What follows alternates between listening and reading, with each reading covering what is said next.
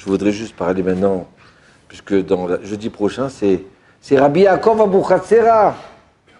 Jeudi prochain, regardez comme c'est extraordinaire. La même paracha de Vaïchi, ou Shemot, d'accord? La même paracha, c'est le décès de Yaakov Avinu, notre ancêtre Yaakov, et le décès de Yaakov, Rabbi Yaakov Abuchatzera, qui est enterré en Égypte. Aïe, aïe, aïe. Rabbi Yaakov Abuchatzera, ça a été la tête de toute la famille Abuchatzera. Je t'appartiens. C'était le grand-père de Baba Saleh, Rabbi Israël Abuchatzera. Quelle grandiose. Quelle Torah il avait. Quelle humilité il avait. Quelle simplicité il avait. Alors il était simple. Il allait comme ça de ville en ville pour transmettre la Torah. De ville en ville pour donner comme ça, redonner la Emouna. Et voilà qu'un jour, il arrive dans une ville. Alors, il y a quelqu'un qui l'a vu comme ça, qui arrive à entrer de la ville. Vite, vite, Rabbi Yaakov, viens chez moi, je t'en supplie. D'accord, d'accord, je viens chez toi. Maintenant, il était simple. Maintenant, quand il a dit d'accord, pendant que Rabbi Yaakov il est parti étudier à la yeshiva, à la synagogue, donc vite, il est rentré chez lui, il a dit à sa femme, vite, vite, il faut préparer. Vite, vite, il a appelé ses copains à droite, à gauche. Venez, Rabbi Yaakov, vite, dors chez moi, il mange chez moi, on fait un repas, on fait un repas. Et alors la femme, elle prépare un grand repas, et tout ça. Et voilà qu'après la prière du soir, Rabbi Yaakov, il arrive. Elle a préparé, elle a cuisiné et tout. Et puis le monde était déjà là, en train de l'attendre. Tous, il embrasse la main.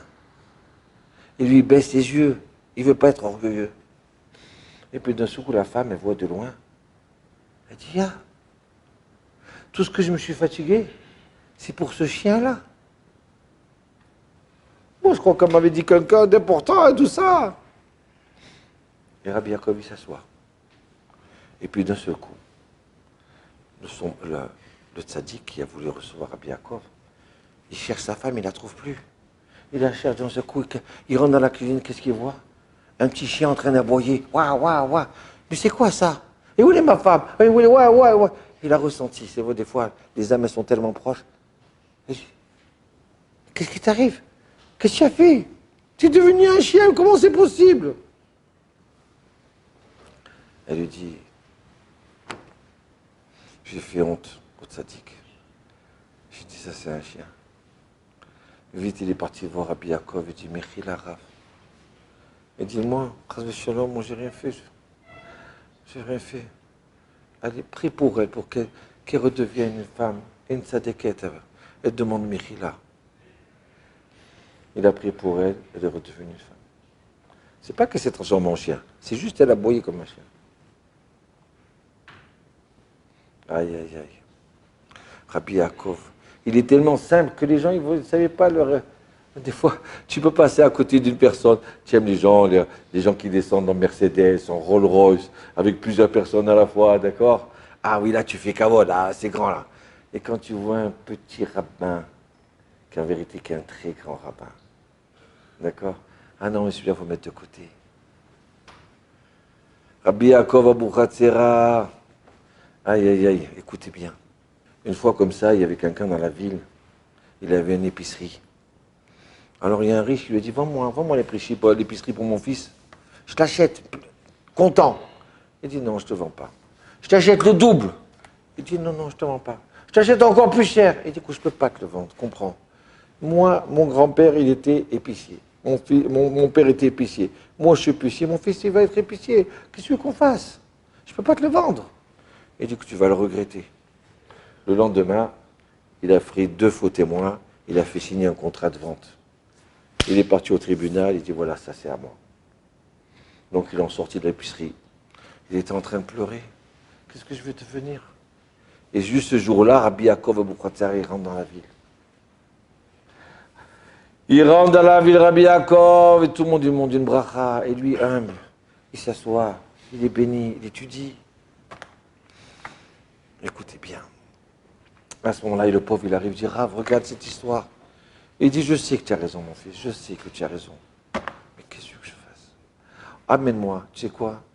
Amène-moi ce monsieur-là.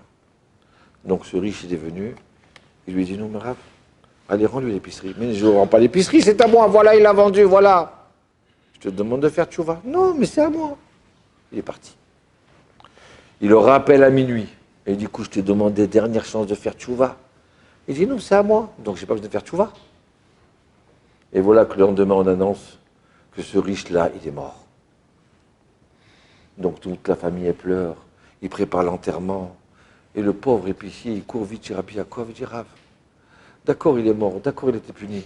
Mais l'épicerie, maintenant, va passer à ses enfants. Qu'est-ce que j'ai gagné, moi? Rabbi Yaakov, il dit, viens avec moi, viens. Il rentre dans la maison de l'endeuillé. Et l'endeuillé, comme ça, était couché par terre. Il se baisse et lui dit quelque chose dans l'oreille. Et là, il se lève. Le mort, il se lève. Tout le monde se dit, c'est quoi ça? Il lui dit, dis-moi, maintenant, tu es dans le monde de la vérité. À qui elle appartient l'épicerie? Et là, il se met à pleurer. Il dit, Rav, c'est vrai, j'ai amené des faux témoins. C'est pas à moi l'épicerie. C'est vrai, c'est à lui l'épicerie. Ça y est. Il dit, maintenant, recouche-toi. Non, Rav, c'est bon, je fais tchouva. Ça y est, Rav. Et là, il lui dit, Yaakov, Rav Yaakov, apprenti. Et il dit, je t'ai demandé de faire tchouva. Maintenant, c'est trop tard. Maintenant, tu es dans le monde de la vérité. Tout le monde, il veut faire tchouva dans le monde de la vérité. Tout le monde, il veut mettre les tefilines. Tout le monde, il voudrait faire sa prière, faire ses mitzvot, ne pas faire du mal à son prochain, ne pas arnaquer son prochain. Pourquoi? Parce que ça y est, on est dans le monde de la vérité, on est devant le tribunal céleste. C'est trop tard maintenant. Il s'est mis à pleurer. Et toute la famille s'est mise à pleurer. Et là, il s'est recouché. Et voilà. Vous comprenez? Ça, c'était Rabbi Yaakov Abuchatzera. Quelqu'un qui était avant tout un grand sage. Il tournait de ville en ville pour s'occuper des pauvres. Et avant tout, de ville en ville pour transmettre la Torah. Il disait, vous avez une école ici qui enseigne la Torah? Il faut faire une école. C'est mitzvah. On n'a pas le droit d'habiter dans un village où il n'y a pas d'école. Ils doivent apprendre la Torah. Et c'est comme ça, pour Hachem. Il y a encore des écoles, et encore ainsi de suite. Rabbi Yaakov Abuchatzera. Il est enterré en Égypte. La force du tzaddik. Quelqu'un qui vit au-dessus de la nature. Azakodesh Hu, il lui fait des miracles au-dessus de la nature.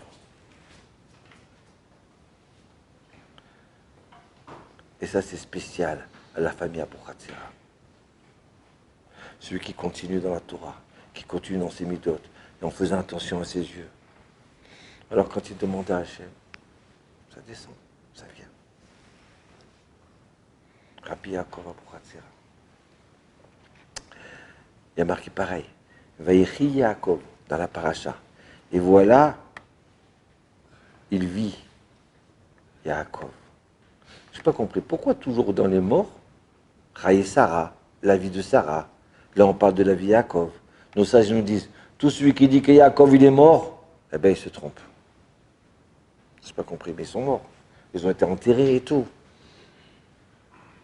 Le tzaddik, il continue à vivre après la mort. Un Yehudi qui continue dans la Torah et dans les mitzvot, qui sait se surpasser, même s'il est au fin fond et tout seul dans le monde. Mais il continue, à ce moment-là, il continue à vivre. La mort, ce n'est pas une fin en soi. Il y a une vie après la vie. C'est pour ça que la Torah elle vient nous préciser maintenant dans le Sefer de Bereshit. Chaye Sarah, Vayechi Yaakov. Tout le monde y cherche. Je ne veux pas mourir. Tu n'as pas un médicament pour ça. Tu n'as pas quelque chose pour ne pas vieillir. Tu n'as pas quelque chose. Je ne veux pas mourir. J'ai peur de mourir. Eh ben non. Eh ben oui, il y a. Il y a quelqu'un qui se donne à la Torah, qui se comporte comme un vrai juif. D'accord? Alors à ce moment-là, il a la possibilité à se surpasser. Parce qu'être juif, c'est se surpasser. Se lever le matin quand il fait froid, et on va à la synagogue quand même. On a envie de dormir encore 1 heure de temps. C'est dimanche, on peut dormir jusqu'à 10h, 11h. C'est Shabbat matin, jour du repos. Non, il se lève dans la joie et la simcha pour faire sa prière. Hachem dit, tu te surpasses, je vais te faire vivre dans le monde futur. tu ne vas pas mourir. Les autres, ils vont rester dans leur tombe. Mais toi, tu vas continuer à vivre. Voilà. Notre Torah à nous, c'est une Torah de vie. C'est un arbre de vie à tout celui qui l'attrape, qui la tient, qui la soutienne. Alors il y en a qui préfèrent soutenir des autres choses, mais pas la Torah. Ils ont des boutons quand on leur parle de Torah. Mais c'est dommage, c'est ça qui va te faire vivre après la mort. Yaakov Avinu, il n'est pas mort, il a continué à vivre. Toda Rabba, une bonne vie pour vous, une bonne santé, et merci que le Mashiach arrive bien vite.